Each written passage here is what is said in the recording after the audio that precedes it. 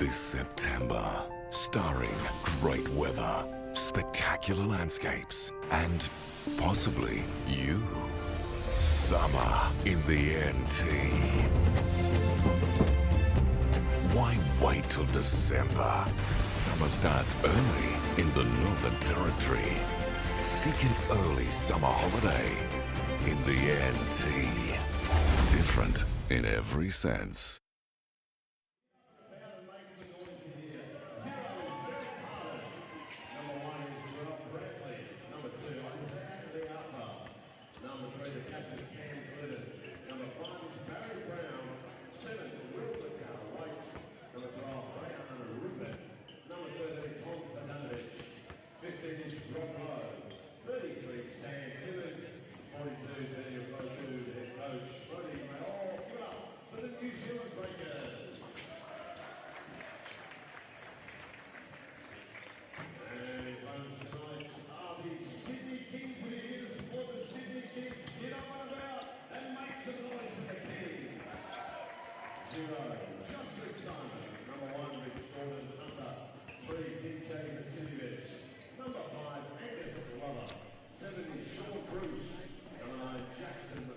It's a very good afternoon and welcome to the Darwin basketball facility for the final night of the NBL 23 Blitz. A doubleheader coming your way. Melbourne and Brisbane up a little bit later on. That might potentially be to decide the Blitz champion. But first up, the New Zealand Breakers taking on the Sydney Kings. Jack Everin joined in commentary by Pete Hooley. Hulls, good to see you. You've been a busy man this week. I have. I was up there lucky enough to enjoy the Blitz, and everybody was getting around it. That was the good thing. Crowd starts to really get in once that first game gets rolling. There was a lot of buzz around, as there would be, and some really high-quality basketball play, but some exciting things of what we could potentially see in NBL 23, player-wise and team-wise. And just off the top of my head, that one example is the jack jumpers again. Yeah. Once again, everybody's writing them off. I've probably done it as well. But you just watch the new imports they've got, and they just all play the same way. They play hard, they play physical. I spoke to a lot of players, a lot of coaches throughout the week, and all of them kind of said the same thing. It's exactly what they do year in and year out, and here they are again. We'll get to the Jack Jumpers a little bit later on. At the moment, Adelaide leading the NBL Blitz ladder. Brisbane up a little bit later on. Need to win 3 quarters to potentially come away with the title. So we'll keep you across that ladder throughout the night as well here on KO Freebies. That game starting at 8 o'clock Eastern Standard Time. But to matters at hand here, Pete, we'll start with the New Zealand Breakers. How would you assess their tournament? They're new. They've got a new coach. They've got almost a brand new playing list. So it's going to take some time. But 2 losses to start with. 81-69 against Brisbane on Sunday. 81-85 on Tuesday against Illawarra. Where have you got them at this stage? Look, I think they'll be pleasantly happy with what they've done. Let's not forget, 46 seconds into it, they lost Tom Abercrombie. Yes. And that is their leader. And not only their leader, the heart and soul of the Breakers. He was actually in really good shape and looked like he was ready to have a massive impact once again. And then has that free kick accident where he gets a torn retina. And we hope he's doing well. And if he is tuning in, we hope you're doing well watching some good shows. I hope people gave him some good shows. He tweeted about needing some good TV recommendations to be able to tune in. What should he watch if you've got one off the top of your head? I know you've been away all week, but what's a good one to watch? Oh, probably Breakers versus the Kings would be a good one to start. He'd be going back and watching his buzzer beater from a couple of years ago. Well, he's had a few across his career, but no, we hope he's doing well. But overall, I think just the way that they're trying to play, and speaking to Coach Modi, he was saying it's all about defense and it's about energy. The one thing that shines out is going to be around repair. I think he's had an exceptional blitz up until this point. And it was funny talking to Modi after the first game, and I was like, I'm excited to see him in this one. He said, please don't expect that again. He goes, he loves to work, he works hard. But he said he kind of like one of those anomaly games in terms of scoring. Comes out and does it again. So I guess that's a good thing, playing with a lot of confidence. No, but he's a good kid. Cam Glidden, basically they were saying, stop shot faking. That's what they were telling me. They said, I want to see you shoot any time you have a clear shot. That is what we brought you in to do, and he's playing some good basketball. Sydney Kings, on the other hand, went down by 20 in the first game, or their first game on Saturday against Tasmania. Were held to under 60, which you don't speak about very often with a Sydney team. But then they bounced back on Wednesday against Southeast Melbourne. 91-79 winners, and Xavier Cooks was more involved. They got more out of Derek Walton Jr. Tim Suarez was better in the second game. It looked a lot better than the first game. Well, it did, and then it's going to be a little bit of an adjustment. And let's not forget how slow it took the Kings to get rolling last year. 2-6, I believe they started, and then they turned things around. And it's going to happen. It's going to take some time with these new pieces. But it's a really exciting group for Chase Buford to work with. Justin Simon, we know what he can bring, especially on the defensive end. Where does he slot in on the offensive end? I don't think he's going to have to carry a massive load at all, because you've got the likes of Cooks, Vasiljevic, Suarez if he's knocking down shots. So you just know the Kings are going to be all right once it all starts to click, but that's the beauty of the Blitz. What do both teams want to get out of their last games, Pete? It's very short turnaround until round one, so we're going to see both teams in action next weekend. What are they looking for from this last hit out? Oh, clean bill of health, for sure. That's the big one. I mean, we've seen some other players go down here and there throughout the Blitz, and when it is the last one and you can't win the Blitz, it kind of weighs up, what do we want to get out of this? But execution, running through a couple of sets, maybe some situational things, and just see what other pieces really work well in what they have. Xavier Cooks, some more games under his belt. Vasiljevic get his touch right. So there's plenty of excitement there, and there's going to be some opportunity here with the looks of it with no Derek Walton Jr. So New Zealand starting with Glidden, Pardon, McDowell White, Brantley, and also Brown Jr., who's back into the team tonight. Sydney Suarez, there's the big man in the middle. Justin Simon, DJ Vasiljevic out there as well. Derek Walton Jr. not there, as Pete said. Xavier Cooks. And we're right to go. The final night of the NBL Blitz on the eve of the NBL 23 season. Seeing the bottom part of your screen there, the starters for both teams. Jackson McCoy also starting tonight for Sydney. Pardon takes his spot inside and stuffs it.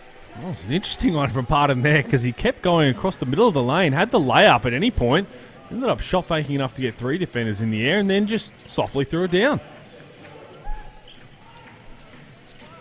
Used all 107 kilograms there. Vasiljevic fouled on the way to the basket. Good little offensive set to get things started from the Kings. Suarez looked good in his last game. He's got a great touch. We know he can be that pick and pop guy. Their whole offensive focal point is going to be this man right here, DJ Vasiljevic. When you've got the coach basically saying, you got a green light when you step over half court, well, that's what every player wants. Especially that man. Hasn't had his biggest Blitz by his standards.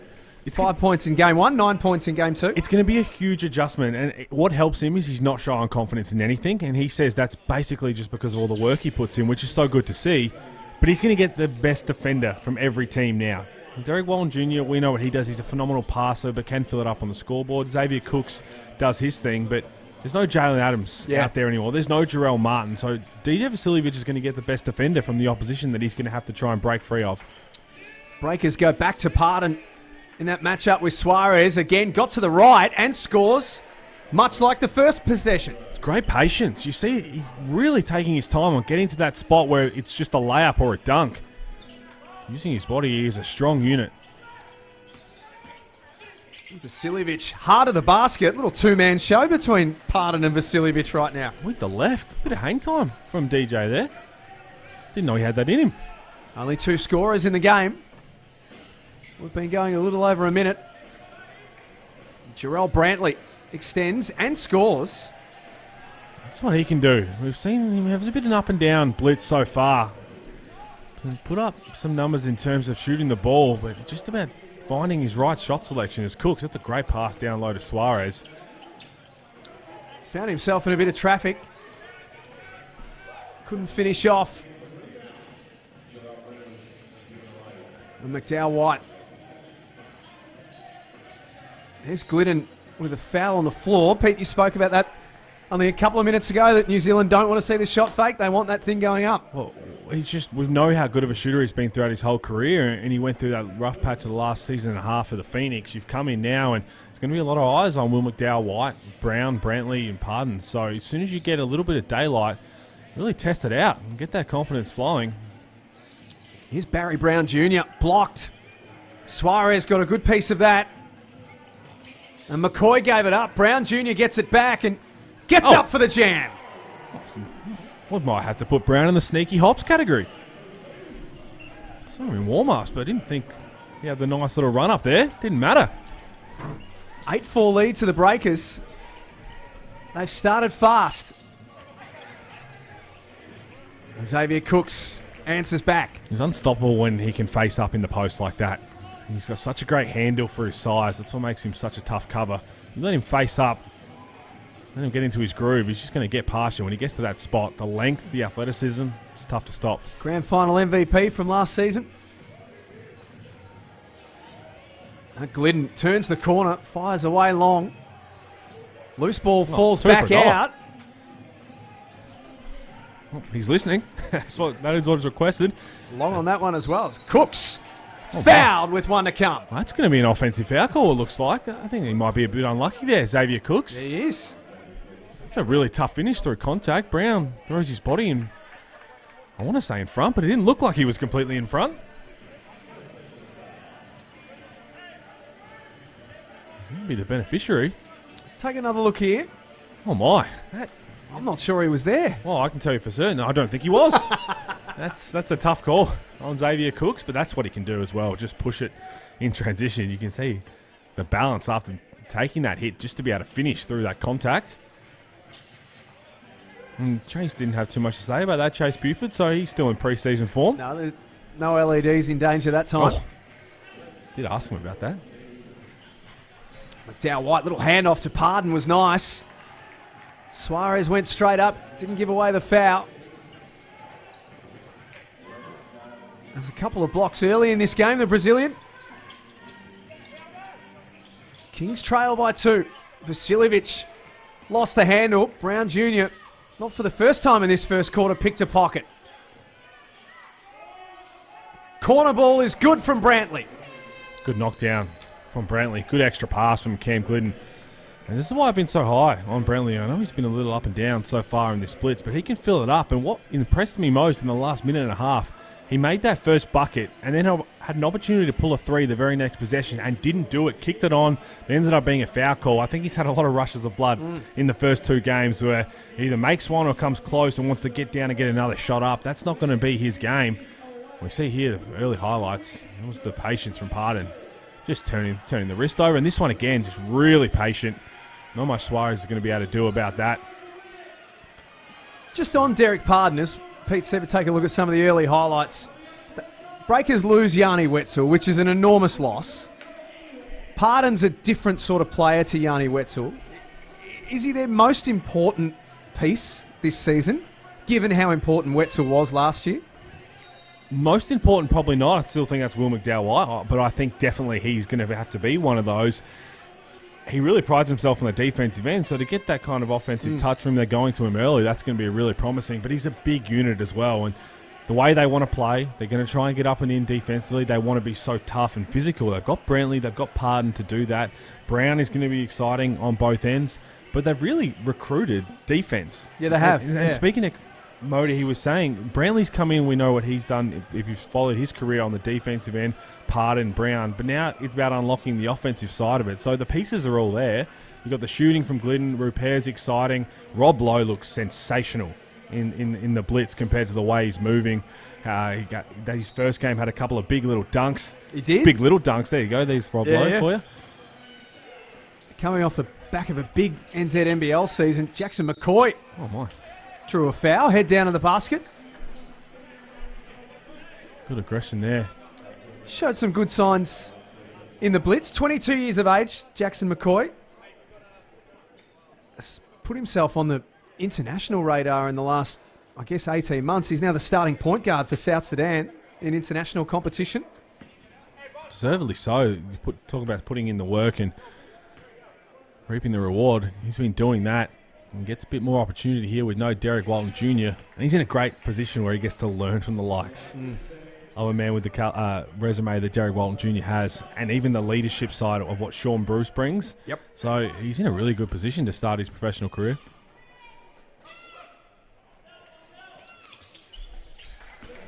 Makes both. Brings it back to 3. Biggest lead in the game so far has been 5. And the Breakers looking for their first win of the NBL Blitz. They fell just short on Tuesday against Illawarra. And McDowell White, feet set, off target. Speaking of the Hawks, Pete, you've had a good look at them up close this week. They've done a lot of things right. Done a lot of things right. Spoke to them a couple of days ago, and Jacob Jackamus, the way that he's got them playing and what they're trying to do, it should be some exciting times. Good take there from Suarez. Those are going to count. Go to the free throw line. I think a lot of teams will take some positives out of the Blitz. That's what it's there for. Throw different things out there, but ultimately just set the blueprint, the foundation of what you want to build off in season. It's all about playing your best basketball come finals time. So you've got plenty of games, 28 games, to make sure that you're playing your best basketball. Subs for both teams. Kawat Noi in for the Sydney Kings. Isaiah Liafa, his first minutes for the Breakers as well.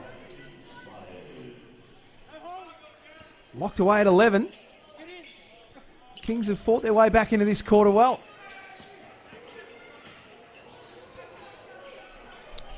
Liafa, first season as a breaker.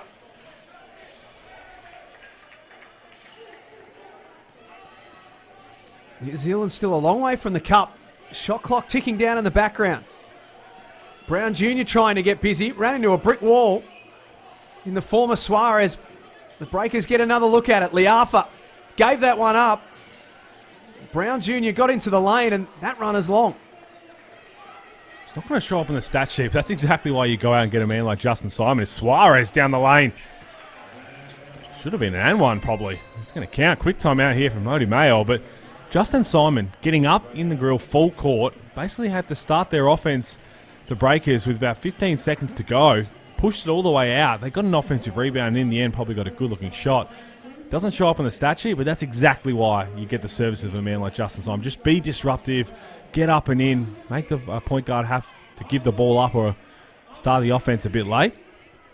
Chase Buford will be stoked with that. Here's some of the highlights. Defensively, and Justin Simon, that's what he's there to do. He's a former Defensive Player of the Year. Sydney have been pretty confident, Pete, in their list build for this season that they're going to have the best defensive team potentially in the competition, with Cooks, with Justin Simon. You throw in terriers like an Angus Glover and a Sean Bruce to guard the ball carry, etc., etc. It's a bit of a shift from what they looked like last season. Well, it is, and I think a lot of it is based on who they had last season. Traylon Adams, how exceptional in the MVP, but how an exciting offensive talent. Jerome Martin, the same. So you had those pieces. It's a little bit of a different makeup, but they've got the tools there, the length, the athleticism, and to build off. Now your guy is Xavier Cooks. Yeah. Yes, he can score the ball, but what he brings is a two-way threat. How do you build the right puzzle around him? And it's also the rest of the league understanding that defense wins championships, especially in the NBL. And you look what the Jack Jumpers did last year off the back of being the second best defensive team. It's Rayon Repair, the next start into the game, wearing number 12 for the Breakers. Both teams going deep into their bench. Hunter. Simon gave it up. Good look for Iggy Mitchell, who's played some really good minutes here at the Blitz. It's an opportunity. You just get in the back of Chase Buford's mind thinking, okay, if I need some spot minutes here or there in the rotation, who am I going to? Always good to slowly build yourself up to be a bit closer in the front of Chase Buford's mind. They've scored the last 9 points here, the Kings. They look sharp offensively.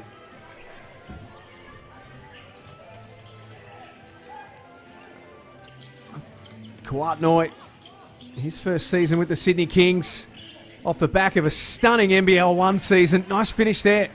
Good take from Kawat Noi. Didn't settle. Got the big man switched, and he thought he perhaps wanted to rise up. Put the ball on the floor. A bit unorthodox, but got it to roll. The Breakers need a bucket in a big way. Liafa no good.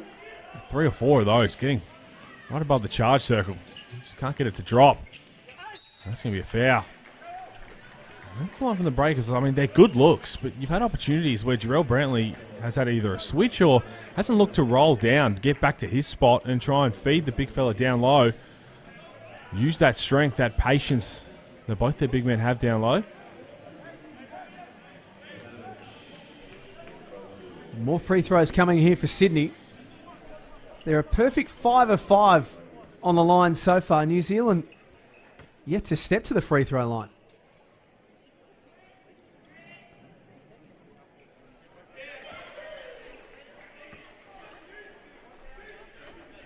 was so good to see Jordan Hunter out there live, what he went through last season and how hungry he is to succeed once again. Yeah. If you think anybody wants to win a championship in the NBL more than Jordan Hunter this year, you're crazy, because he got to be a huge part of the Kings last season, and you could see him on the bench and every day in practice. We know he was injured, that he didn't get to be on the court. And that's where his hunger has come from, to want to get back there and have that major contribution on the floor and help him go back to back. And we shouldn't forget, Pete, he was a runner-up in the most improved in NBL 20. So we talk about Sydney's recruiting. That's kind of like a new recruit, isn't it, in many ways? Danovic tees one up. That's way off. There's Rob Lowe. You're spot on. When I spoke to Jordan Hunter across the week at Media Day, it's exactly what he said. We've got to get these new guys, Justin Simon, Derek Walton Jr., Suarez, to understand the Kings culture as new recruits, but he feels exactly like that. Good take from Kuwait Noi, which is funny to say for a man who's in his fourth professional year and at the Kings, that he feels like a new player, a new person coming in. He's played for all coaches. Played for Adam Ford, played for Will Weaver, didn't play for Chase Buford. Well, now he gets to play for Chase Buford for a whole year. 22-13. Inside 3 minutes before quarter time, Liafa off balance. Trying to bank it home against the shot clock. Sydney with this desire to push the ball in transition. Kuwait Noi on the free throw line. Well, they've just picked up their defensive effort since the start. That timeout from Chase Buford, you could tell they've just disrupted everything that the Breakers are trying to do. Rodney Mayo will be upset because their first few possessions, when they just dumped it downside, simple basketball, they got some really good looks. Yes, they've missed a couple of easy ones, but haven't gone back to it. Haven't gone back to throwing the ball inside against certain mismatches where they've had it. It's playing outside and trying to get the ball downhill. And down this end, the Kings, they're just playing fast. That's how they're going to play. Getting whatever shot they want. Talk about injuries. This is a guy right here who needs some luck and deserves some luck. In his last 3 seasons, Kuwait Noi, 16 games last year, 18 and 22 per season in the 2 years before that. He's had knee issues, he's had ankle issues. You just love to see him play a full season. It wasn't that long ago, Pete, that NBA scouts were looking at Kuwait Noi. Oh, you're spot on. And he knows that, and that's why he wants to be out there and contributing, and I love the confidence that hasn't wavered once. If you ever heard him talk, especially in the NBL 1 North season, backs himself to do it. Thinks the Kings are the perfect spot for him. It's Will McDowell-White. Really nice touch. High off the glass. Open his scoring account. Here we go. Kuwait Noi. What a take. With the left. There's that transition play that we're talking about. It's one into the other right now. Vodanovic, the former King, knocks down the three. Well, this is a pickup game. Good. This last 30 seconds. It's back and forth.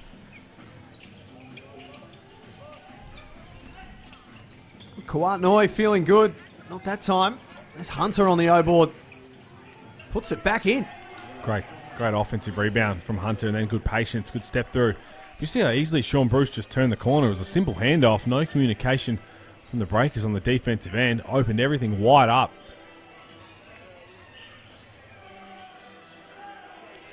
Loose ball falls to Iggy Mitchell, one of their development players.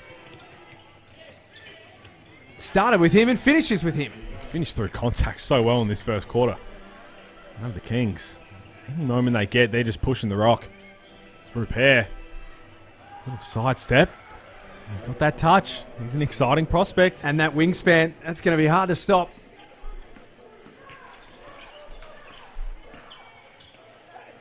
The pace has quickened in the last couple of minutes. Repair with numbers against him. Vodanovic, beautiful find underneath for Lowe. Exceptional find. Had every right to shoot that, but Rob Lowe, they made eye contact at the last second. Done well to peg this back the last couple of minutes. Timmins checks into the game for Rob Lowe.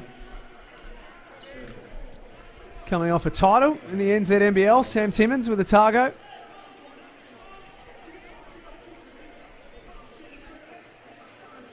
(30-22). A minute before quarter time here at the Darwin basketball facility. Kings' biggest lead in the game has been 11.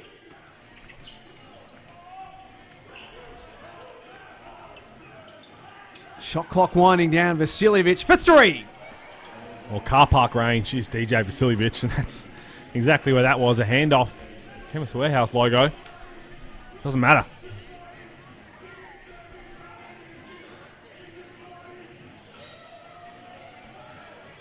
McDowell White fouled. You also wonder just how much coaches are going to keep their cards close to their chest in terms of the main offensive sets. Yes, you want to be able to execute them.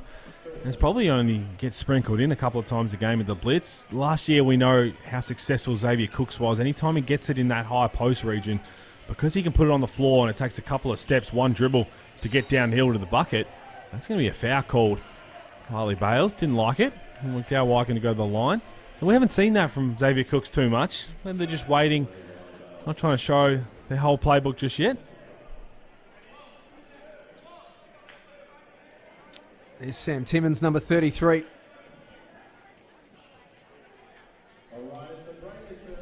And McDowell White.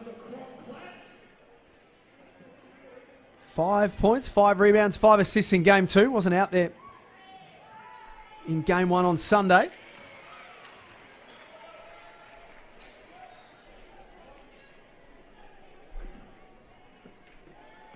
Still only 24 years of age, McDowell White. It feels like he's been around a lot longer than that. Yeah, it does. And he's got the keys to the offense now on the breakers. And admittedly, he says that he feels a little bit of pressure now because of that. But it's an exciting moment for him. And his number one fan is Modi Mail. Yeah. And he says that to be able to have that is only going to be beneficial for him this season. Now Cook's last play of the first quarter swings to Jordan Hunter. Oh, my. Can't say we've seen that too often. Quarter time. Sydney lead New Zealand 33-24. A couple of times in the game it looked as though it was getting away from the Breakers, but this is manageable after one. Oh, no doubt. I mean, they started really well. Some easy buckets. Then the Kings called a timeout and just turned it up on the defensive end, as we're expecting them to do all season long.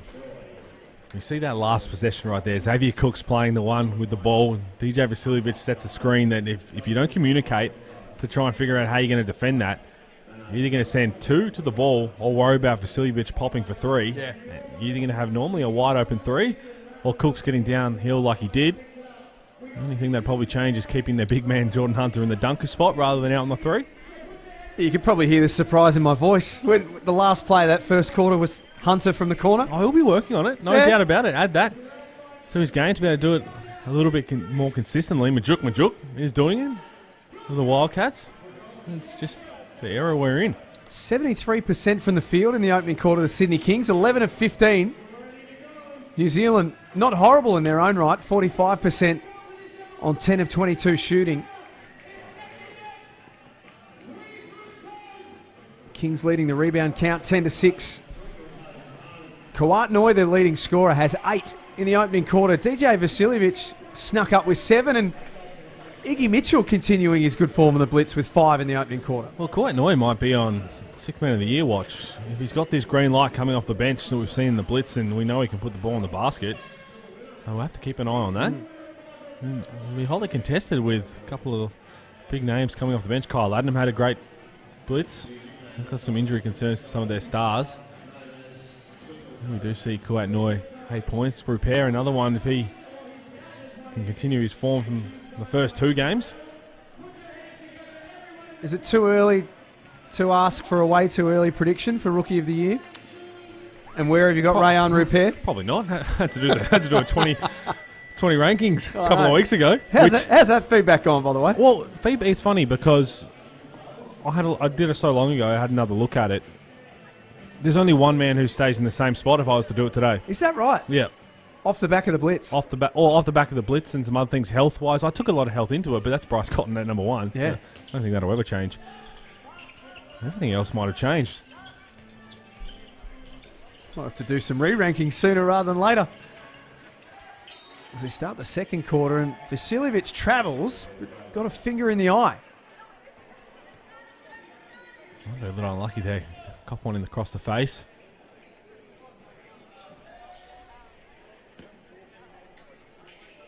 And McDowell White, 4 points in the first term.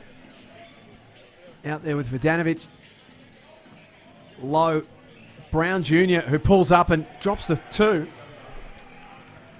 Get to his spot, mid-range, knock it down.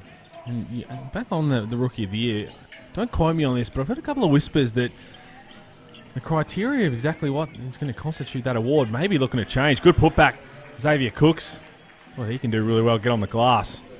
So there's always been a little bit of talk around how that looks. I'm not sure what path it'll go down or whether it'll be this year or next year. I think it's a good thing to definitely review. I think it needs to be reviewed. Just exactly who could be eligible. I'm intrigued. Well, you and me both. I've just heard a couple of whispers. Okay. Might have to do some digging on that. Here's Xavier Cooks running the floor. Great find. Vasiljevic. Not that time. Well, that's a layup for him. You'd almost pencil that in. That's right, under repair. Probably not understanding the scout just yet. Because you have Wiley Bales in the corner, Vasiljevic on the wing. And you're going to have to pick your poison. Probably wouldn't do that again. Melbourne and Brisbane up next. The final game of the NBL Blitz. Check your local guide on KO Freebies, of course. Adelaide lead the NBL Blitz ladder, but Brisbane with a chance to win the whole thing. They'll need to win and win well. And Melbourne United, we'll talk more about them later, but shocking news with the season-ending injury to Ariel Hookporty. Pete, you were there. Oh, it's awful. heartbreaking. It's heartbreaking. And take here from Vasiljevic. Looked like he was actually going to lob it to Xavier Cooks. And Brown to the other end. Nice finish. I want to give a quick shout out to DJ Vasiljevic, by the way. When you mentioned Hookporty, he was the first one to reach out asking if I had any information, because obviously what he came off, it hit him hard. Wouldn't be surprised if he reached out personally. Good knockdown from Wiley Bales. And he said, look, we're competitors through and through, but this hurts to see. And that's Melbourne versus Sydney. Yeah. And that's another youngster. And that's big time from DJ Vasiljevic. I guess the other thing too with Hookporty is where he's at in his life. He's 20 years of age, playing as a next star with the view of getting drafted. So not that you ever like to see, as we see a timeout here, not that you ever like to see an Achilles injury, but given his situation, it maybe just hurts that little bit more as well. No doubt. And he's actually just a great character guy. If you ever have the chance to run into him, class clown comes to mind with the way we talk about it in Australia. He's a super funny guy. He's an absolute character. Loves his video games, and I think he's surrounded by a lot of love. Loves the city of Melbourne. Loves Australia as a country. He's very, very happy with where he is. So I'm sure everybody will be wrapping around him and the whole of the NBL. We'll get to Melbourne a little bit later on. Early timeout called here. 38-30 in the second term. Chase Buford coaching the team tonight. Sydney have thrown things around a little bit. Fleur McIntyre, which was outstanding to see coaching game one, and Kevin Lish coached a couple of nights ago. There's Moti Mayor. But last game of the season, or pre-season, Chase Buford taking back the reins. A lot of talk on Twitter about this in the Blitz, and talking about letting assistant coaches take over. I'm all for it because it gives a different perspective and, I guess, learning leading into the season. And it also is super beneficial for a head coach, which is weird to say because they completely take themselves out and just look. It's a different thing of, yes, looking in tape or being fully immersed in the game. They see things that maybe they're going to miss as being a head coach when you're invested in certain things, X's and O's on the run. So I think for everybody it's super beneficial. The assistant coach, but a lot of people might think, oh, the head coach is just sitting there. They see a completely different game. Yep. When they remove themselves and they look at certain things of, okay, I haven't seen that before. Or, okay, I haven't seen that. Xavier Cooks, that's going to be an M1 opportunity. Good take from Xavier Cooks. So I think it's a great thing for everybody. And I actually spoke to Chase Buford about the decision to do so. And he said he called himself last week. There were a few men down in terms of volunteers helping out. He called himself doing the clock and the score at the score bench during a practice. And he said he had a quiet laugh to himself because how well the practice was being run by Kev Lish on one team and Fleur McIntyre the other. And he said he thought to himself, this is hilarious to think I'm the most useless person here right now. He's a championship winning head coach. I know. Yeah, we have some incredible coaching staff through and through. So, okay, so assistant coaches coaching is one thing. What about when players coach? I'm talking about Tajir McCall the other night for Cairns. Here's Brown teeing off again. Just trying to watch Xavier Cooks, who continues to try and grab rebounds with one arm. I loved it. I absolutely loved it. It's different, but we know Adam Ford happy to throw convention out the window. And McCoy picks up the dribble. Nice flash to the basket by Simon. That's a man who, when he was here a couple of years ago in the NBL, we were talking so often about how he would camp in the corner three. Shooting is not his strength. Slowly as the season went on, he understood where he could have a massive impact on the offensive end, and it was like that, continuing to move, get to a spot where he can really attack. And Xavier Cooks is going to have nothing to do with that except for a foul call, apparently. But back to Jim McCall. This is why I love that. They're the youngest team in the league in terms of veteran leadership. They have two players who have played over 100 games in the NBL. Majuk Deng and Mirko Jeric. Tajir McCall is their heart and soul. He is now their veteran leader. He's going to get a whole new experience of the team that he has to play with. And also the players are going to, they look to him as the leader now. They have that opportunity to understand exactly the expectations your floor leader wants. I thought it was a great thing, and it wouldn't be good for probably any other team. Just the Cairns Taipans for what they're going through, how 40 wants them to play. They're the only team I think that would have worked well for. Mind you, they lost, but what they learned from it, I loved it. It's a good point. I know not everyone did, but that's all right. Vodanovic misses both. Kings lead by double figures. Oh, what a hezzy.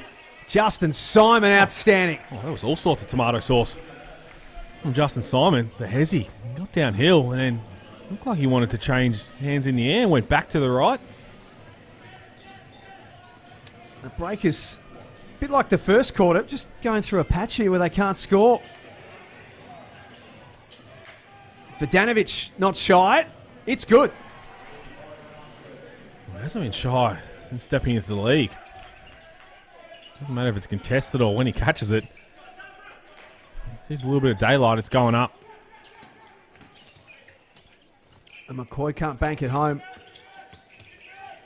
Suarez got it back for Sydney. Good hustle at the offensive end.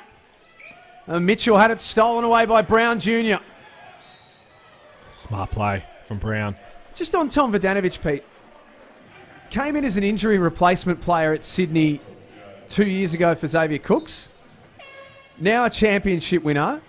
And now being recruited to go home and play in New Zealand. He's a great story of putting your head down, working hard, and just being around, isn't he? We're seeing a lot of stories like this, not to the degree of winning a championship straight away, but in terms of replacement players getting that opportunity, whether it's a development player or replacement player, that's why a lot of teams are nominating those replacement players early and often now, because the talent's out there. Yeah. And you just need an opportunity in the right system to get your confidence up and to have that breakout year like he did. I mean, Ben Ayre's another prime example of what he's doing with the Taipans. How well's he going at the moment? They're everywhere. And it speaks volumes to a lot of the young players who are perhaps training with teams who are just waiting for any opportunity. It could be one game, it could be a couple of games in a season, or just simply training with them that's going to be super beneficial. I'm sure Sydney would still love to have him, but the offer came, and now Tom Vodanovic playing for his native Breakers. Brown high off the glass. Strong rebound by Pardon. Couldn't hang on to the ball, though. And Mitchell surveyed the floor, decided to go himself instead. He's playing really well. Hey, Mitchell. It's just been too easy in terms of the way they attack the hoop, the Kings. That ball from Pardon had to go out. He did all the hard work, got the offensive rebound. You have two guys spotting up at the top of the key. Tried to force it through three bodies and in the end turns it over. Someone's just got to go out to the three. Extra pass. Someone gets a wide open look. Kings are shooting 50% from three. Mitchell up to 7 points now. Brown has 9 points. Just on Derek Walton Jr. as well, Pete, not playing tonight. Nothing to be concerned about if you're a Sydney Kings supporter. Just being rested. No injury issues or anything like that. So King's just wanting to manage his workload. He's still relatively new to the country and obviously still pretty new to the team, so no issues ahead of their round one game on opening night against Illawarra. Oh, it's hot up there. Yeah. It was hot. Absolutely. As soon as you step off the plane, kind of slaps you in the face. That's good news because you're going to need him. He's going to be really fun to watch, leading the charge for Chase Buford's men. Crazy to think we're only 8 days away. I know. From opening night, round one, and on that night, a freeway series. It's a great way to start, isn't it? Well, if you're not going to get a grand final rematch, a rivalry like that is probably the next best thing. I personally wouldn't mind a little grand final rematch. That would have been fun. We will see Tassie on opening night. So both grand finalists just not playing each other.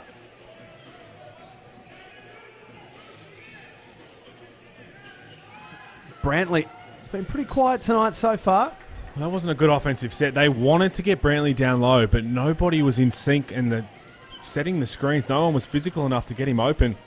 It's a great backdoor cut. Good pass. Good finish from Sean Bruce. Really good read.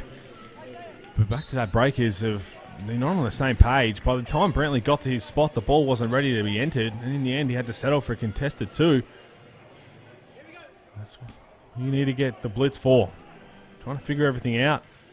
I think that's where a guy like Will McDowell-White, not on the floor right now, but really has to take the reins of trying to get things sorted as Rupert calls bank. What is the French word for bank? Le bank. I don't think it is. I do not think it is. I just made that up. Oh, hello. What's the Brazilian word for slam? Le slam. You just made that up. Brantley walks into a three ball and answers back. Pick up game number 3. This is good fun.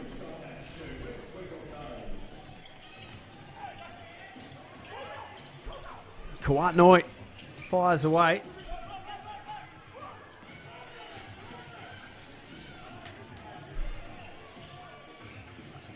Repairs pass stolen and Iggy Mitchell, right place, right time again. Oh my. Took it at Derek Pardon. Have yourself a game, Iggy Mitchell.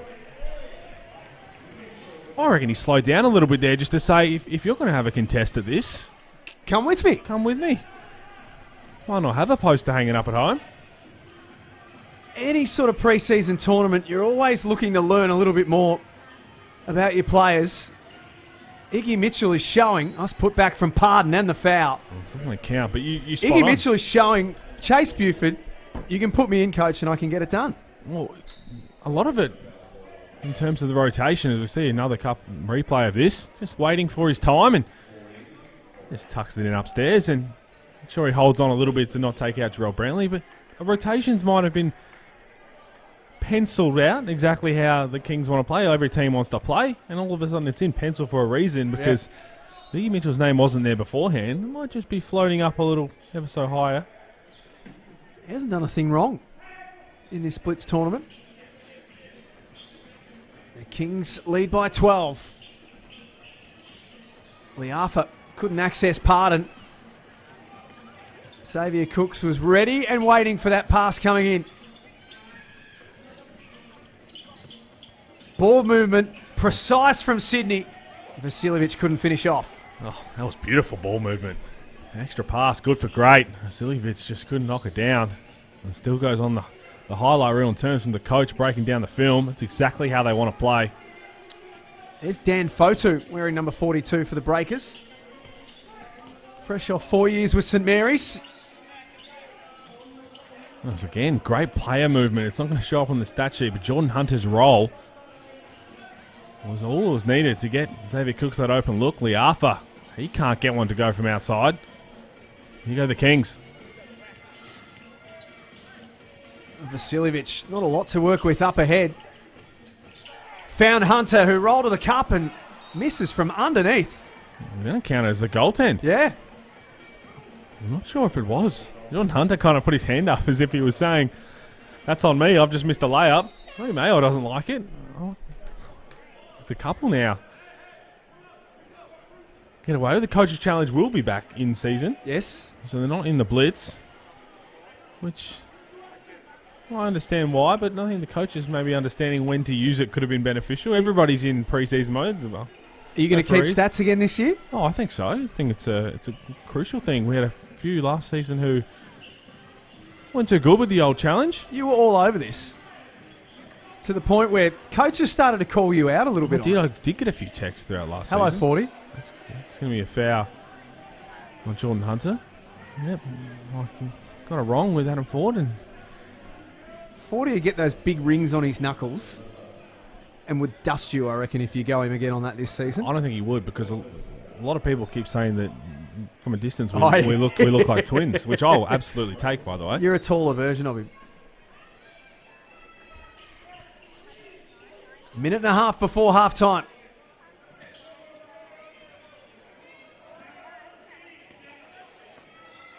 McDowell White. Runner is pristine. Well, it's been day and night in terms of their good offense. They slowed it down. They got Will McDowell White to a high on ball.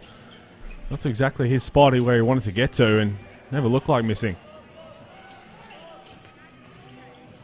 They'd love to have this margin inside single figures heading into halftime, New Zealand. Vasiljevic with the shot clock winding down. I mean, that's just cheeky. Vasiljevic, look, he wanted to take the big fella off the dribble. He defended it pretty well, did Derek Pardon. He just stepped through and said, I'll take this.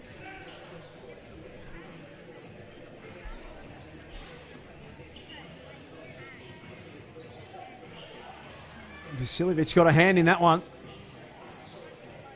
A repair misses the runner.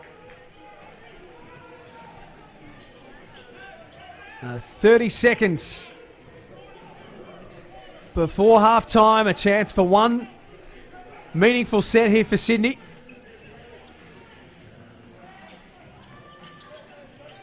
Cooks for Vasiljevic. Not that time. And now they will close out the quarter. Or they won't. Brantley stole it away and then nearly gave it away. Repair does give it away. That's one of those ones. Apparently the foul's called on Vasiljevic. But Brantley wanted the alley-oop. Really, he had enough time just to draw the defense and maybe give Repair a layup, or if Vasiljevic doesn't come across, would have had one himself. Brantley had his time again. He would have taken that over. That's an athlete giving it up quickly, hoping to get it back above the rim. Yep.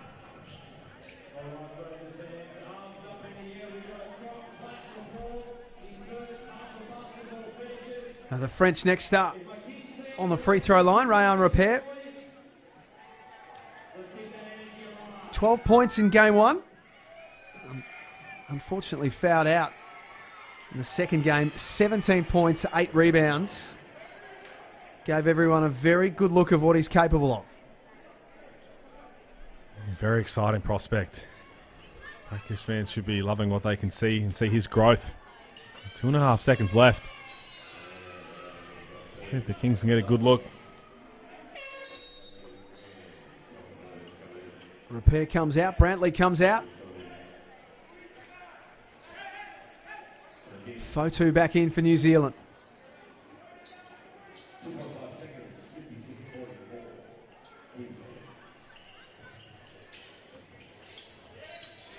Brown tips it out of play and takes some more seconds off the clock.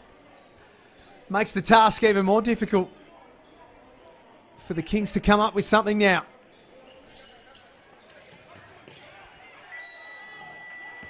Kings thought that Suarez was foul, but I think he might have been. In fact, he has been. Well, just no need to do it. Pardon, it was going to fade out of bounds anyway. If he knocks that down, you just shake his hand. Just a bit of a brain fade. Didn't like it, but just don't put yourself in that position. I've got that as 3 on Pardon now too, so it gives away a cheap foul, and not only does he get himself into foul trouble, he puts Suarez on the line. Too many of these in the first half from the Breakers where just little brain slips on both ends. They absolutely didn't need. Go in down 12. Haven't played your best basketball. You've showed little snippets of what you can do well. But you give up 3 free throws. Chance to push this out to 15 going into halftime is completely different.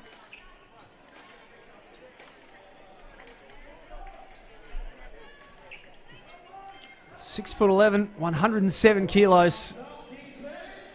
It's a big man, Tim Suarez.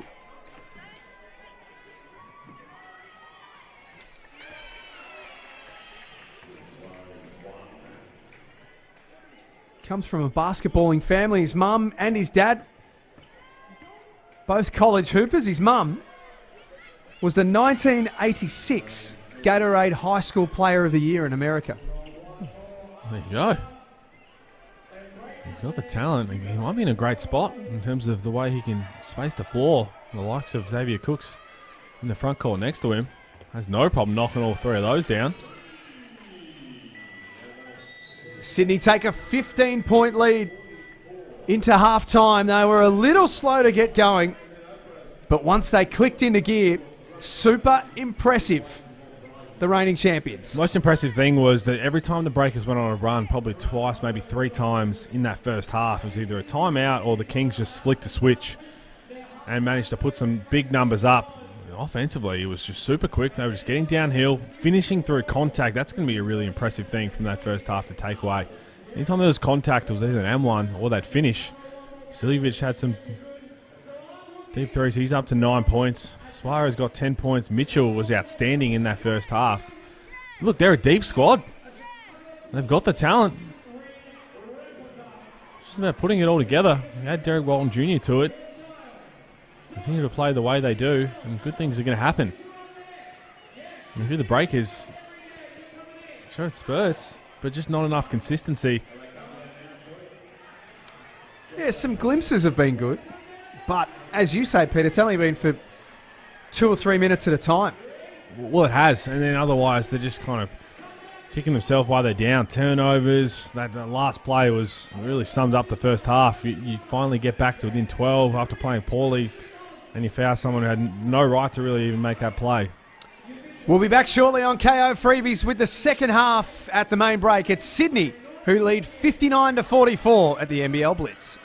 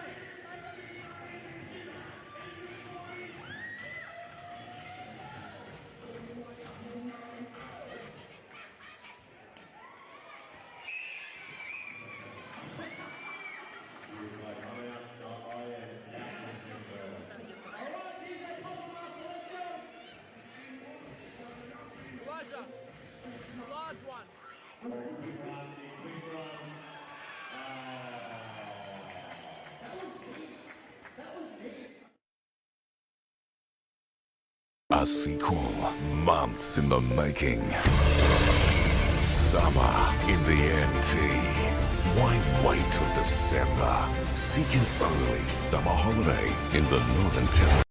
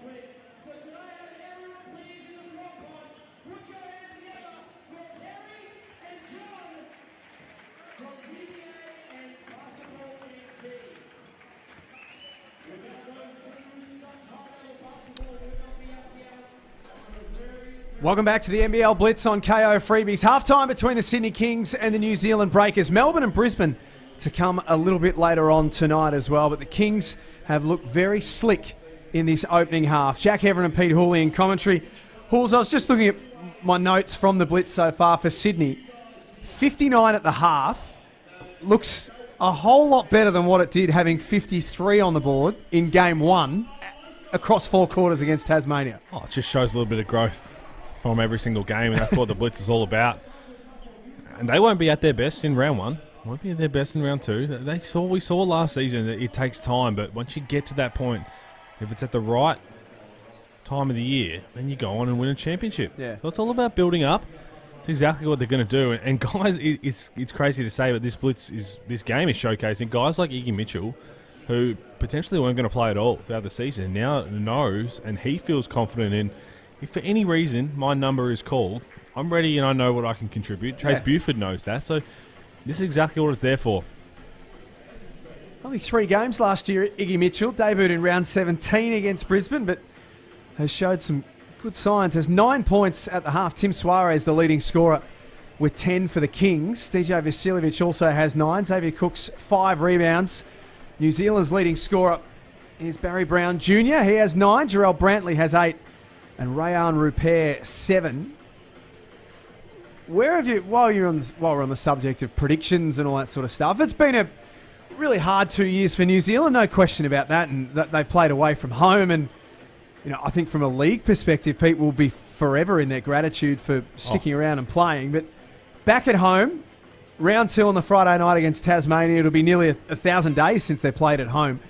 Where do New Zealand fit into the overall scheme of things for you? They're a big wild card. Yeah. Because of what they've shown a little bit in this Blitz.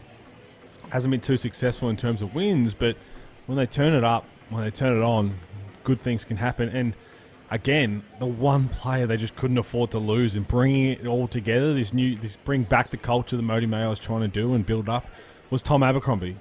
So it's a massive setback, and it's something that other players, veterans, Cam Glidden's been around the league for such a long time. It'll be unique for him to have to take on that leadership role at New Zealand. Yes. Will McDowell-White's going to have to mature even quicker, the imports as well. So he was the one guy that was just going to make, if you lose him, is going to make that getting on the same page, building something new, even harder. And we've seen it, what's happening in the game we're about to watch with Melbourne United and Shea Ili. Good take from Brown there. Both those guys are like the hearts and soul of the Breakers, which is ironic that they're both from New Zealand and play for different teams. So you just see how clear the difference is without them. Nice pass. Simon for Cooks. It's a great offensive set and a really good read from Cooks. Well, defense tried to cheat and go over the screen. Sorry, so he dive under and easy bucket. And there's Justin Simon. Those long arms, that's what he's in this team to do.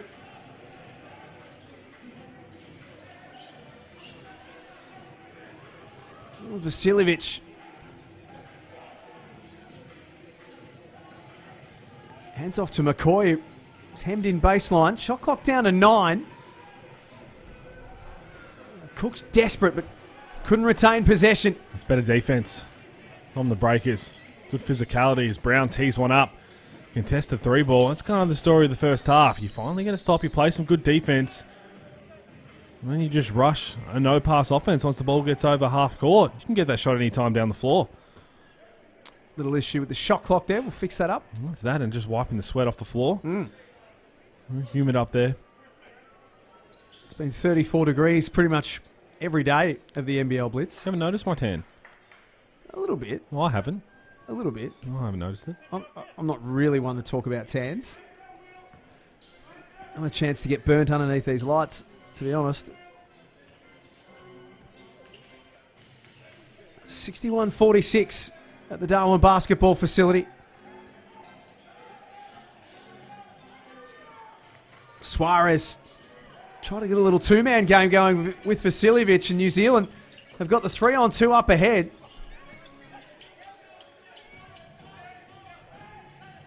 The Kings catch up defensively.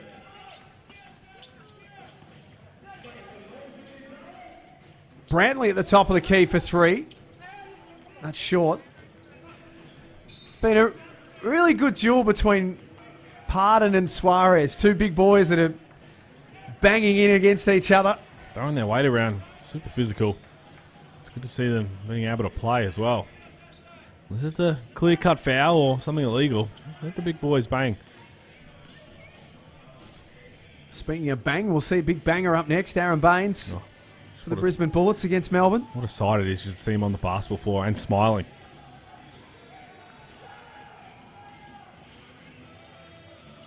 McCoy getting in deep. Great pass underneath for Suarez, I should say. Phenomenal pass. Soars? Phenomenal pass. Looked like he was going to try and force one up, and Suarez just kept looking until the last second. Whenever the offense gets a little stagnant from the Kings, it's often with the likes of when Cooks and Simon are both camped on the three. We know the big question marks around them on their offensive end is always going to be their shooting. Cooks does really well with getting inside to the dunker spot, reading off back doors and cuts, but sometimes finds himself on the three. That's going to be something that him and Justin Simon will work on their chemistry throughout the season, where, okay, if we're both on the three, if for some reason Cooks is spacing and he thinks that's where he needs to be, Justin Simon will read, maybe it's my turn to backdoor, get to the dunker spot, even as that wing. You can't have them both standing on the perimeter.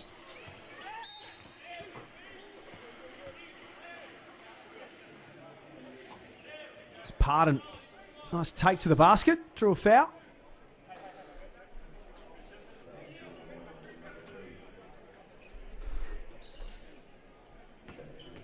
The Breakers will be on the road for round one. They'll play Melbourne on Sunday afternoon at John Cain Arena.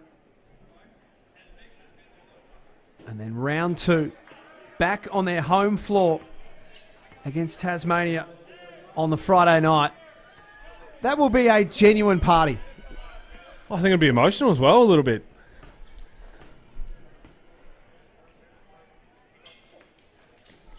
Pardon makes the second. Emotional for the fans.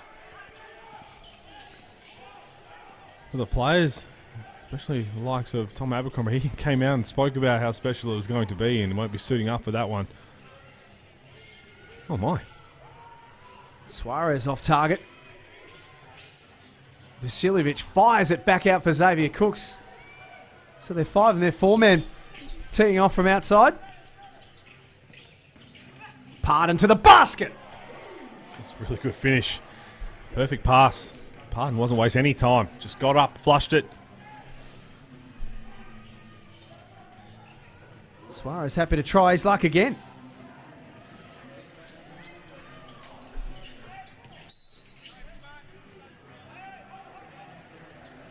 And again, a little bit happening off the ball.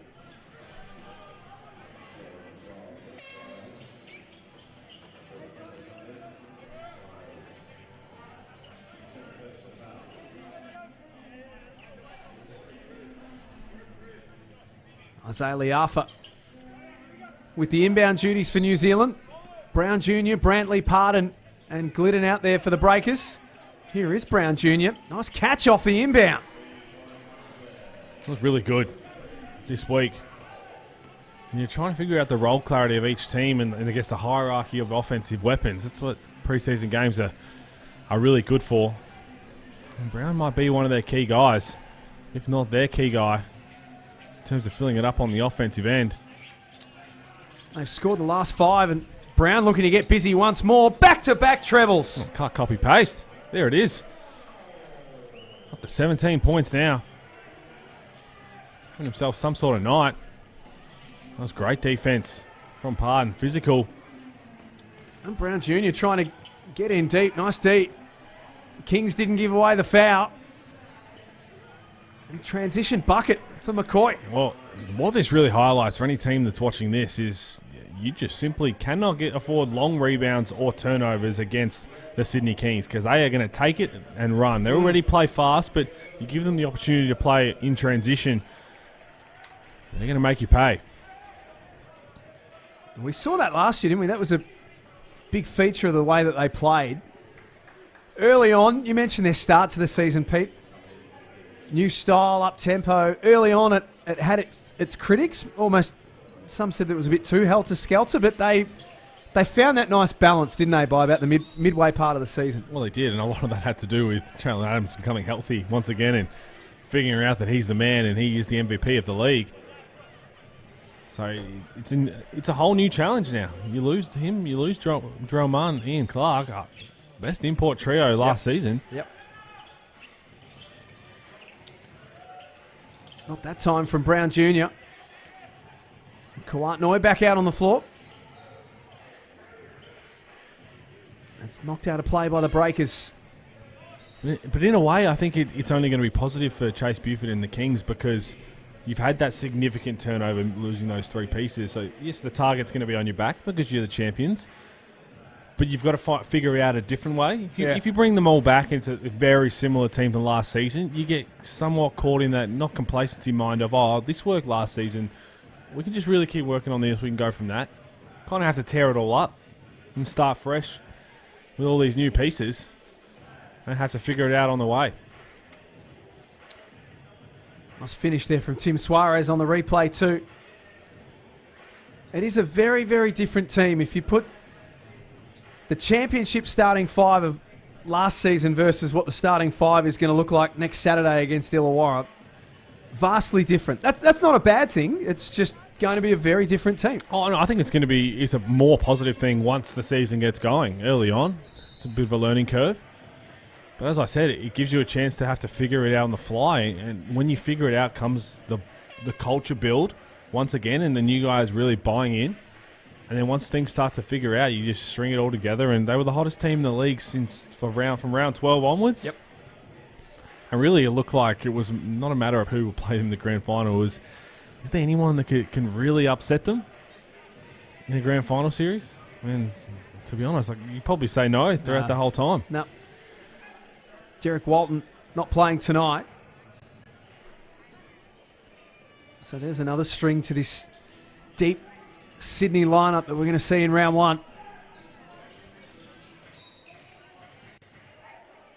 Whistle here going against the Breakers.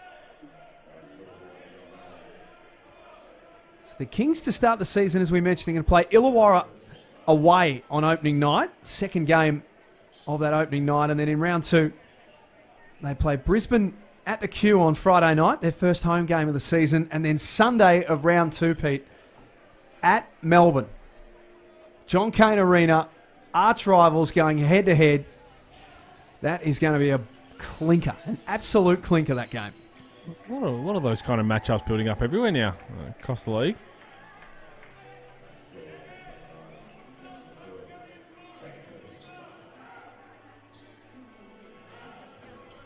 $66.55. Have we just got the French I think someone's just explanation of bank, have we? I think someone's just sent in that the French. It is La Banque. Is that what it would be? Don't look at me. I think you're pretty close. I'm a bogan from near Frankston in Victoria. Don't look at me. Liafa. Should never doubt you, though. That's a layup. Glidden up top. There's Liafa picking up the offensive rebound and puts it back in. It's inside single figures. He's scrapping hard, Liafa, and he's going to have a really important role to play this season. We looked how White's kind of been nursed through the blitz. Didn't play in their opening game. Was there Liafa? There's that backup point guard. Repairs there as well. McCoy, tough pass, but Jordan Hunter up to the challenge. Took every second of the shot clock. In the end, they got a layup out of Jordan Hunter. They're up to 6 points now. 68-57. Pardon into the corner for Brown. He was there for a while. Couldn't knock down the three. Iggy Mitchell. No-look dime for McCoy. What a pass. That pass was so nice that one of those poor red chairs on the New Zealand bench copped an absolute hiding from Mody Mayo in terms of transition defense. He's not happy at all. It's not the chair's fault. Brantley spinning into the paint. And that's where he can be so successful. You look at it, he's such a strong frame. He uses his physicality well. You just got to get him in the right spot. It's going to be a foul. Called there. I'm not sure what game it was last season. Down in Tasmania, it might have been one of those behind closed doors where the Breakers were playing their home games down at the Nest. Dan Shamir copped a technical foul in the first 90 seconds. That's right. It might have been That's even right. earlier. Remember that? And normally you'd say that there is no chance anybody will ever break that record. Only Mayo might give it a good crack. He's passionate. He is, and the way he talks about what he's trying to build is what makes it so exciting. So yes, he is, but now that he's the head coach, does that mean that he reels it in a little bit? Does he still let his passion flow, which is what has brought him to this point? Good knockdown from Kawhi Noi in the corner. He's up to 11 points now. I remember the first season that Dan Shamir took over, and Monty Mayor came with him as his senior assistant. He was wild on the bench, Monty Mayor. Like, the cameras followed him more than they followed the game. He's toned it down a little bit, but it's all passion, isn't it? It like is. You were saying. It is. And he knows that, and he says that's what he loves about the game. Basketball is his life.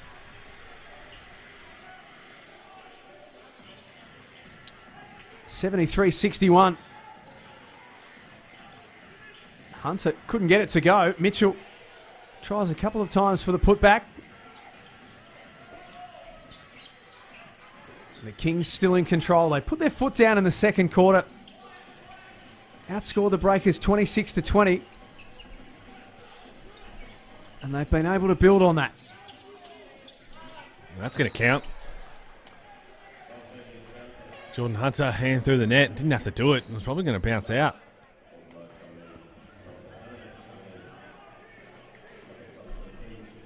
Comes the substitutions. Breakers have done really well. Hang around. Dave Anderson in the top left corner. He made his way up to Darwin. He'd be looking sharp. Liafa has had his struggles from the field tonight. Bawali Bales. The spin a little out of control. And that will be an offensive foul. Good take. Good read. Take that one through the chest. Wiley Bales. That's the speed they want to play with, the Kings. Get downhill. Clean up Cam Glidden.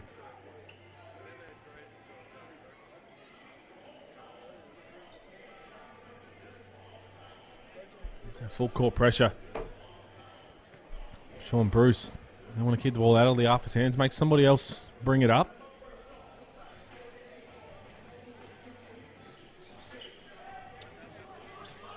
Brown is New Zealand's leading scorer. He has 17 and Liafa gets one to go. Well, he had this little period in the game they played the Hawks over in New Zealand before they came to the Blitz. Well, he just couldn't miss. That's back to 7 points. For most of the second and third quarter, it's hovered around double figures. Vasiljevic, no good. Breakers have scored the last 5.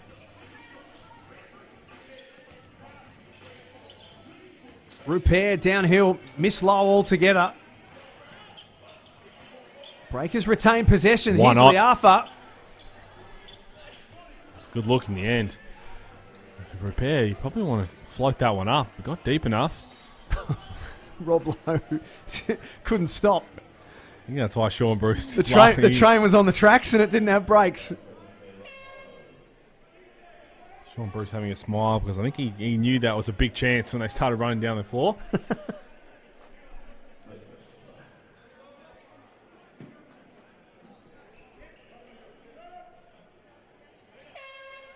If you have just joined us, Tom Abercrombie, the New Zealand captain, not playing tonight, and a little bit of a TBC next to his name for the start of the season with an eye injury. Has had surgery, so the reports are positive on that front. Tom, if you're watching us tonight, we're thinking of you.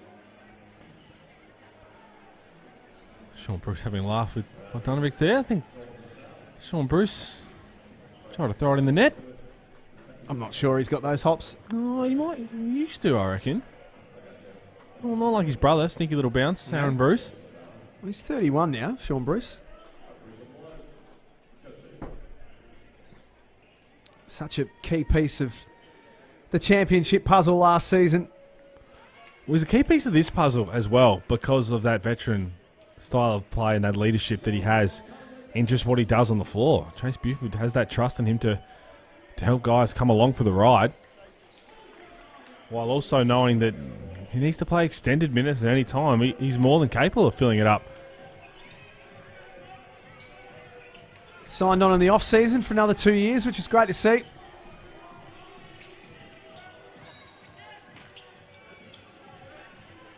That basket will be waved away. That's cool on Rob Lowe. He looks bewildered. They're going to walk to the other end of the floor, Sydney, and shoot more free throws. 15 of 16 from the free throw line. So they're getting there with ease and knocking them down. Just 6 of 10 from the breakers.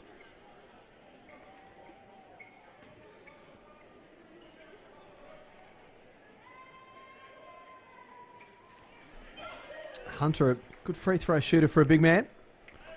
Well, after I said that, I thought it would be about $1.10 for him to miss that one. That's why I waited, just in case.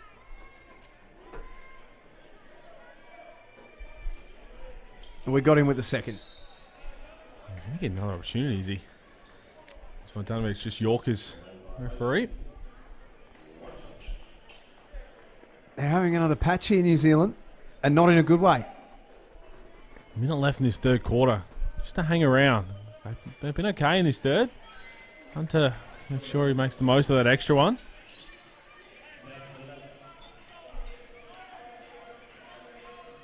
They had it back to 7. Less than 2 minutes ago. It's in danger of drifting away from them again. McDowell White, that was a good pass underneath for Lowe. And that's what he's going to be really good at and important for this year. But just getting downhill. I know he's a pass first point guard, but finding everybody in the right spot where they don't have to dribble, they just go straight up with it. Gets fouled. And go to the line here, Rob Lowe. Haven't seen him a heap tonight, but just 8 assists as a team for the Breakers to Sydney Kings 16. That says a lot on how they're getting their buckets.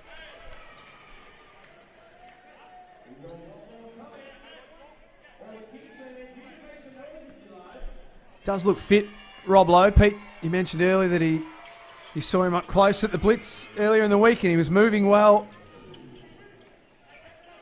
It's pretty obvious by the way he's played in the tournament that the body's letting him do what the mind wants to do. Oh, he's another one who's going to be super important. That bench unit come in and make some big things happen and just be really solid, especially on the defensive end. It's Bales with the step back. That's good. Brown just has a bit of a brain fade. He nearly throws it away.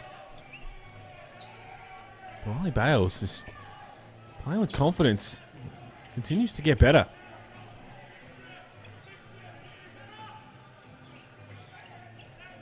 Brown is the game's leading scorer with 17. Gave that one up for Rayan Rupert. I think he's just money from outside this entire Blitz. And that'll be three-quarter time. Repair into double figures. It's 9 the difference with a quarter to play. Shot the ball extremely well from outside. We know what he brings on the defensive end. His length, his athleticism, his activity, the way he's shooting the rock. I'm not sure even Roddy Mayo expected him to have this impact. Yes, it's still the preseason. Yes, it's still the Blitz. But it's just nice to know what he could potentially bring in terms of filling it up offensively. There's some of the major stats for both teams. 3-point shooting wise, not exactly filling it up both teams, but look at that rebound count in favour of the Kings, Pete. Xavier Cook's got 7 of those. Suarez and Simon 4 each. Just done an extremely good job of cleaning that up and not allowing too many opportunities for the Breakers. They have got 9 offensive rebounds. Barry Brown had a good quarter. Liaf had a good quarter. He's not there. And I mentioned Rupert getting into double figures as well. They're the defending champions, so you're always going to put an even bigger microscope on the defending champion. That's just the way it is in professional sport. With this new roster, is there one obvious weakness or issue for you right now, or not? The depth is definitely the positive because they've got plenty of pieces. Jordan Hunter coming off the bench, whether he starts or Suarez, game depending. The only potential weakness I see is, as I mentioned, having both Justin Simon and Xavier Cooks elite defenders with the question mark around their outside shot, being on the floor, spreading the floor at the same time. When teams try and start to figure that out, which is why that chemistry between those two, as it continues to build, where they realise really only one of them should probably be camping on the three, the other one, whether it's a backdoor, flash into the basket, setting a screen. Because you can't just say, okay, well, we can only have one on the floor at one time. They're both too beneficial. And Xavier Cooks, they're both obviously going to continue to work on it. They're going to continue to take those threes. But defenses around the league are going to say, okay, if you want to take 4 threes a game, 5 threes a game between you, we're going to live with that. So how can they still make sure they free up space for the likes of Vasiljevic, Walton Jr., that when they drive, if their defender comes across, how can they get those easy buckets? That's probably the only one that really stands out to me. And even that, we're sort of really nitpicking there, aren't we? Well, it is. It's a really good, well put together team. And Vasiljevic ready to have a breakout year. We know what Cooks is going to bring. Just like that. That's what he can do. When he turns the corner, takes one dribble, half a step from the three, it almost felt like. Go upstairs and finish with the best of them. That turn of foot that he has when he, as you say, Pete, when he turns that corner. Any daylight is he picks up the dribble from the free throw line and takes an extra couple of steps. You can't run with him or jump with him because he's just going to go up and he's just going to throw it down. Rob Lowe throws up an air ball.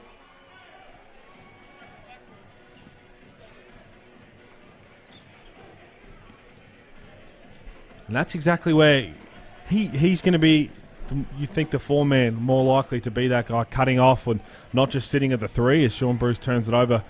Here come the breakers. But Justin Simon can do that too. Whether it's a backdoor cut or a screen away, he's learnt last time he was in the NBL how he can still be super effective on the offensive end. Good take from Will McDowell-White without being a spot-up shooter or a spot-up threat.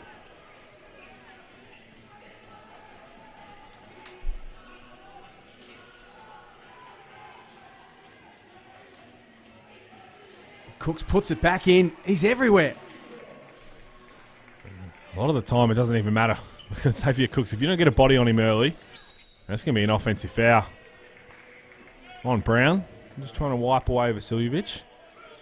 You've got to put a body super early on Xavier Cooks because he gets anywhere close and goes up to jump. He's going to get a hand to it. See the Breakers with 6 turnovers for the game. They'd be relatively happy with that. Bruce is deep on the three. Well, they've done well. They're just hanging around. 9-point ball game. Just making some plays. Vodanovic drew the closeout from Simon. They're back to where they started up top. It was unlucky there, Vasiljevic. I thought that was pretty well defended to start with, just trying to fight over the screen.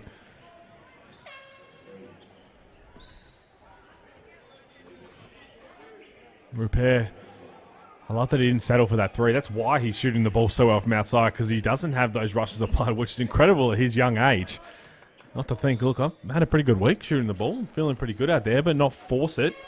Try and make the better play. New Zealand have been great supporters of the Next Star program. It started off with RJ Hampton.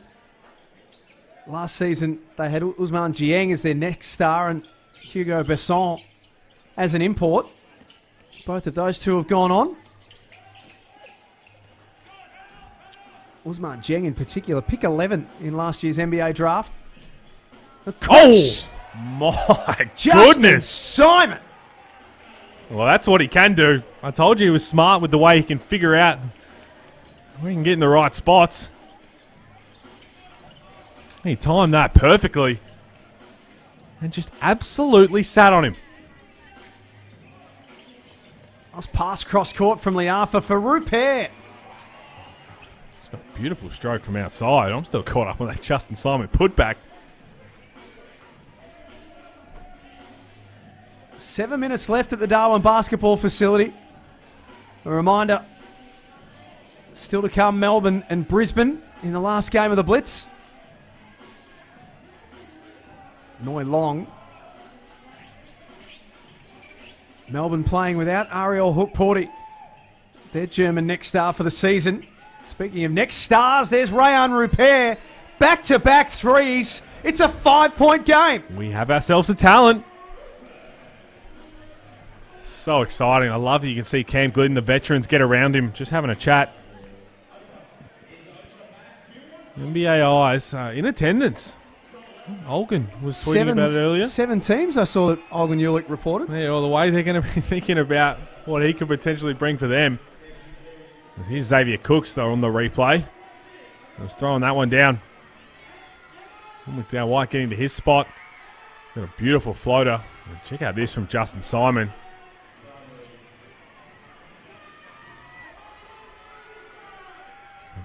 Rayan Rupert.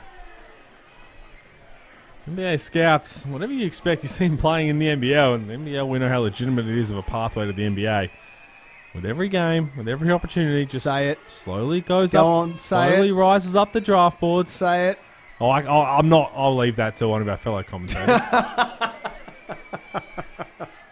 I thought you were going to do a homicide impersonation then. No, I can't. I can't possibly. I'm just. You need to go IG live with that. I'm just super excited of what we're seeing just in these preseason. Well, all the ESPN mock drafts have had him first round anyway. Well, we saw firsthand from our own, as in Dyson Daniels obviously was playing in the G League Ignite, but where he started and then just slowly got better and better. Well, a lot of eyes were on him because he was in the States, but a lot of eyes on the NBL now. Yeah. And unfortunately, with Ariel Hook-Porty going down, he's the lone next star. Everyone's going to be watching what he can do, and he has not put a foot wrong in this blitz. There he is, dragging in the rebound. The Breakers have got a little bit of momentum all of a sudden. Justin Simon whistled there. They trailed by 14 midway through the third term. New Zealand, it was 73-59 after that Kuat Noi 3. They've worked their way back into this game really well.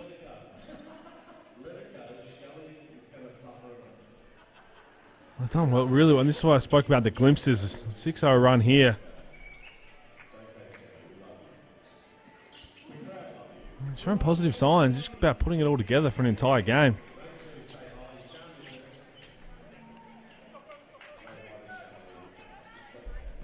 Repair up to 16 points. And all of a sudden, up to 13 assists. We spoke about that was being the biggest downfall. Simon on the move for Sydney.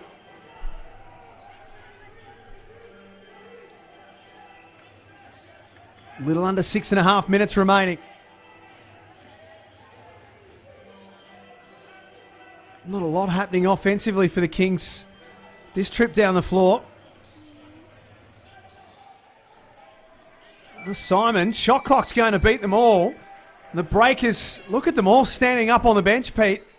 They've got a sense they're in this one. That was something I noticed about the Breakers from the first game of the Blitz, was just how involved they were on the bench and their energy. They're going to be like that throughout the whole season, but we see when they're switched on defensively, they can be tough. Just had too many breakdowns in this game and throughout big moments throughout these 3 games this week. But all the pieces are there to be a really tough outing. Let's not forget they get to have a normal schedule this year, touch wood. They get to be able to play normally.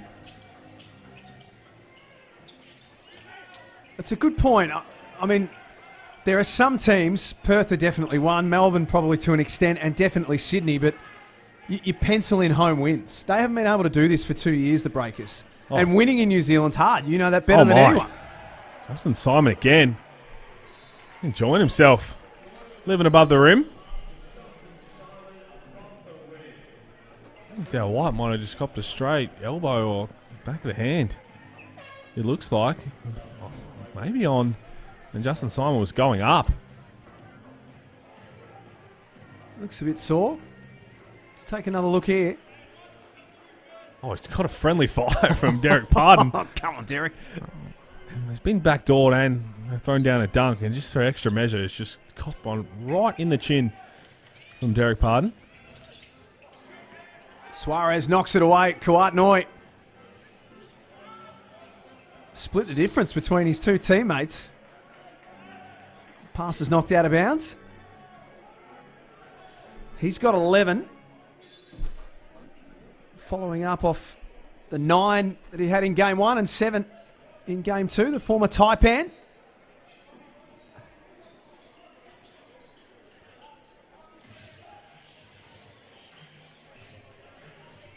Vasiljevic for 3. Great box out by Brantley. Man, he's athletic enough to be able to just go and get it, going straight back to fundamentals. Liafa, feet set. Had a few of those. Out. Yeah. Had a few of those at big moments. If they haven't had that, it's normally been an ill-advised shot or a rush shot. They really haven't been able to breach that gap. Get it into 6 or 5.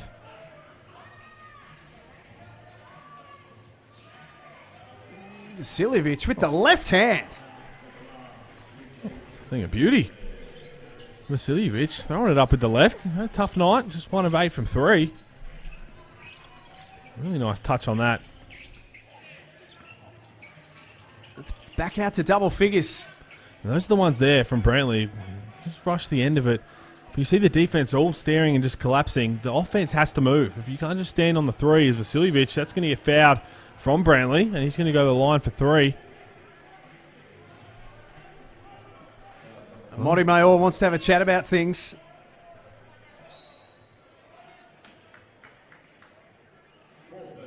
He's not happy about the foul call.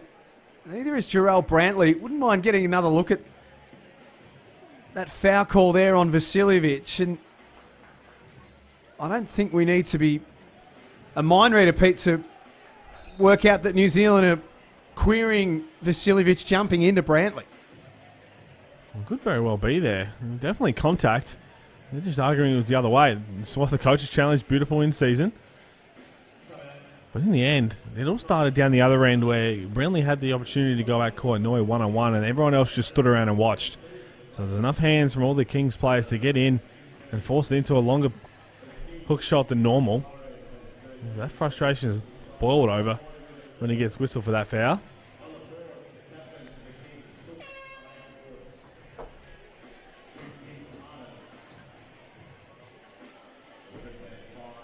So the Kings on track to finish the tournament.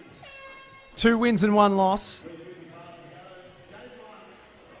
And you'd say if you chase Buford, Pete, probably the most pleasing thing is the improvements from game 1 to game 2 to tonight. That's all you can ask for in the Blitz. And to be honest, you'd rather it that way or even lose the majority of your games than just winning all. We saw what happened. It happened again. Saw what happened last year. Adelaide 36ers won the Blitz. It's not the be-all, end-all. It doesn't tell you really anything. Other than if you can show improvement from game 1 learning, you want to make as many mistakes as possible in the Blitz because you've got footage to go back and correct things. If everything looks okay, then you hit the rough patch at round 1 and round 2, when you're trying to fix it, those games matter. Those results matter. These don't. So if you're making plenty of mistakes, it's great.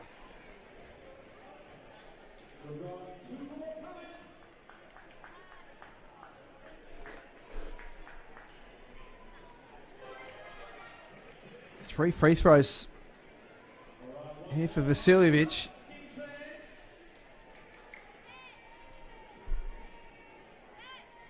The big question now is, how do the Breakers respond out of this timeout?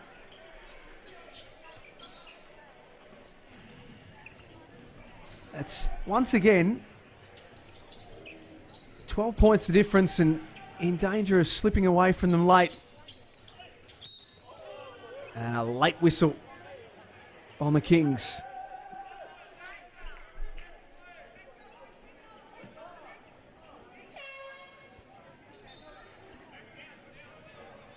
Subs for both teams. Tom Vodanovic back in. Jarrell Brantley sits down. Isaiah Liafa shooting free throws. What did you think, Pete, when the news came through? It was a pretty early signing of Isaiah Liafa joining the Breakers. I think it's a great move. You bring back another local. A great move for both parties, to be perfectly honest. I think he got lost in the times of rotation at the Phoenix. They had plenty of guards, and Kyle Adam coming off the bench. So it was kind of hard for Simon Mitchell to figure out which way do we want to roll with. So now he gets to really be that key guy coming off the bench alongside Rupert. I think it's a really good position for both clubs. And normally you don't say that when a player leaves one club and goes to another. One of them's going to be losing out. It could be either way. Normally it's the team that they've left from, but I think it's exactly where he needs to be to take the next journey in his NBL career.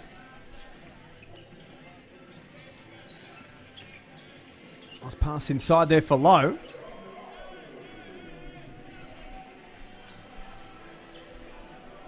It's back to 8. It was always stuck as the third point guard, wasn't he, in that Southeast Melbourne lineup? Or so much so that he ended up playing a shooting guard for the majority of it. But Simon Mitchell loved using him as that annoying defender to go at in the throwdowns. It was on Chris Golding to start with and the likes. But he'll have a similar role, but a bit more, I think, of an offensive opportunity when he comes off the bench as well for the Breakers. But they still need that defensive wing, that defensive-minded wing or guard as Vasilic from the car park the other end. That was ambitious. Cooks, beautiful pass for Suarez. Give me a timeout here for the Breakers. Vasilevic's not shy. You don't pick him up anywhere from any logo on the floor. Say any logo. The Hungry Jacks would be a bit audacious, but don't put it past him. He was doing that weekly in the off-season for Diamond Valley, wasn't he, in the NBL 1 competition? Well, he works on it. And Chase Buford's okay with that, and obviously not at a certain time of points, but you want to have that confidence from your coach to say, look, if you have the opportunity and you think it's a good shot, take it.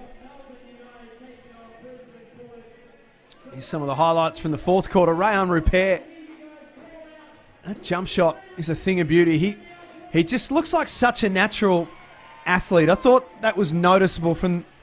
I mean, we'd seen all of his YouTube highlights and the edit tapes and all that sort of stuff of the good things. But to actually see a player in the flesh and see it all happening, the kid is an athlete. The kid is a beautiful, balanced, smart athlete. And we've seen all next stars come in, majority of next stars, but the ones that have gone on to do big things, the improvement from game 1 to the end of the season, look no further than last year with Usman Jeng. Yeah. Where how he started and everybody was questioning, maybe he's not quite up to it, and then flourished once he got used to the league and being a professional. If Rupert's showing this at the early stages, what does the end of the season look like? His confidence is going to build, his body's going to build, he's going to understand what it takes to be in a professional playing against grown men. Sky is the limit.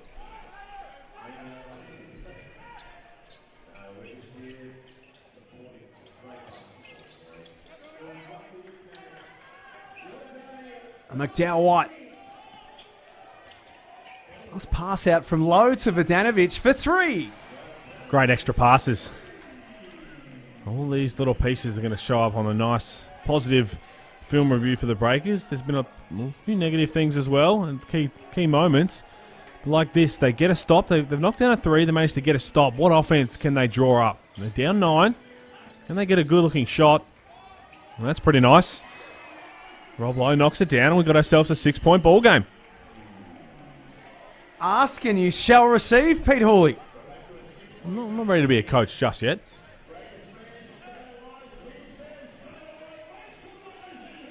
A minute 45 to play. The Breakers have got it back to 6.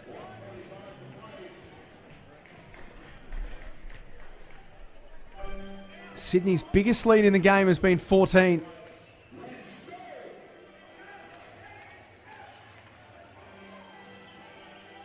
That's come off the back of great work defensively, but there's no way of stopping that. 0. If you don't get your body in front once he's turned the corner and got into full speed, there's no stopping Xavier Cooks getting downhill. He's too quick, he's too strong, and he's too athletic, and he's too long.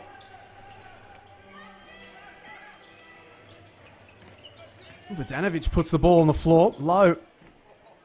Can't cash in the first time or the second. Does on the third. Just wants a couple extra stats. Blow making hard work of it. They stay within 6 with a minute remaining. They need to stop at this end, the Breakers.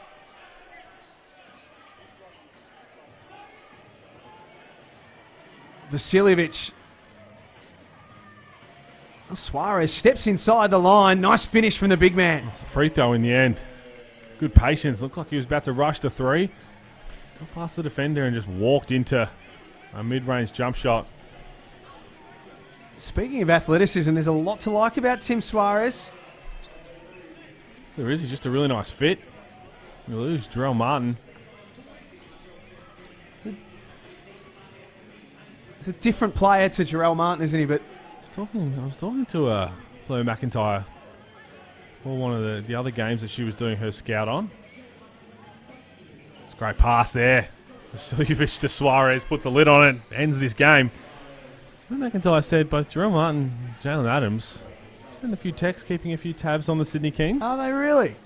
That's such a positive sign, especially when you think of, we saw Justin Simon, he left the NBL, came back. Jalen Adams is a unique situation. He's going to get always some big looks the way he's been playing. Jarrell Martin, wherever he goes, have that opportunity of, if you're not enjoying it as much as he enjoyed the lifestyle and playing in Australia and in Sydney. He's in Israel this year, isn't he? Is that right? And the money's one thing. The money's, yeah, it's going to come how well you're playing.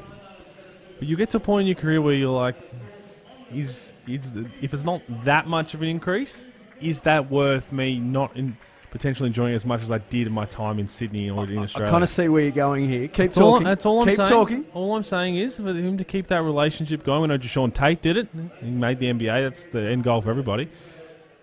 But just keeping tabs on, okay, well, I'm going to see how this year goes for me and just checking every now and then how's things down there. What about if maybe about halfway through the year, Jarrell Martin just fires out a Jerome Randall sort of tweet? You know, anyone looking for a player? I'm available. Oh, my. I think you have 10 teams think, can we fit? Is there a way that we can fit him in? They'd look at their roster and say, who do we sack? Is there a way we can get him in there? But no, I mean, it speaks highly of the culture the Kings had last year in terms of, you don't just win championships by, I know it sounds it, but just scoring the ball. Technically you do, but that comes with the culture that you build and the chemistry that you build. So I thought that was a nice little positive sign for Kings fans. I like it. Not sure about that. Straight out of the timeout, New Zealand give it up. They're still putting the pieces together. We've mentioned that it's a very new roster for the Breakers. They're not the only team that have got a new roster, but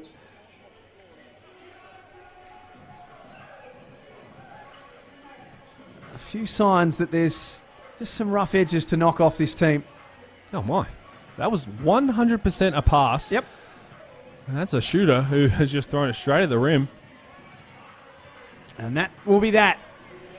The Sydney Kings are going to walk into next Saturday's season opener against Illawarra with a big, big win. And the improvement from Game 1 to Game 3 has been vast. They score under 60 in the first game of the Blitz.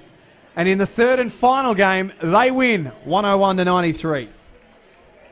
Wasn't pretty for the entirety of the game. They did enough when it mattered most, the Sydney Kings. Everybody kind of chipped in. It was a good team effort. When they had to put their foot down, they did. When the Breakers went on their majority of runs, probably went on 4 or 5 runs throughout the whole game that were pivotal. Kings responded. That's what we expect from them. Xavier Cooks had 14 and 9. Suarez had 19 points. Vasiljevic had 14 himself.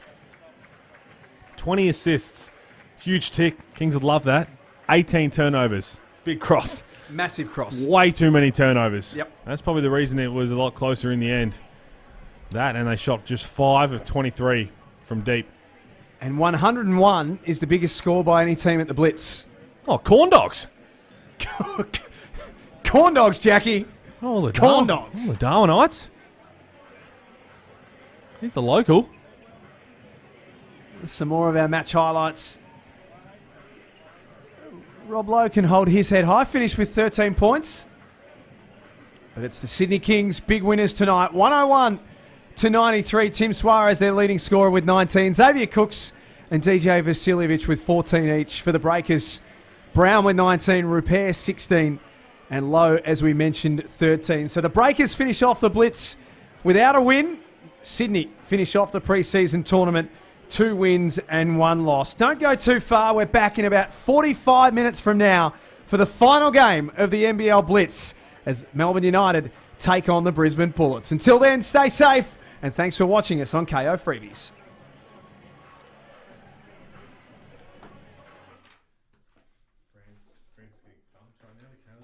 Are they? We're not good. We're going to cross over with USA. Mate, we won't fucking barely get through the group stage. No, I think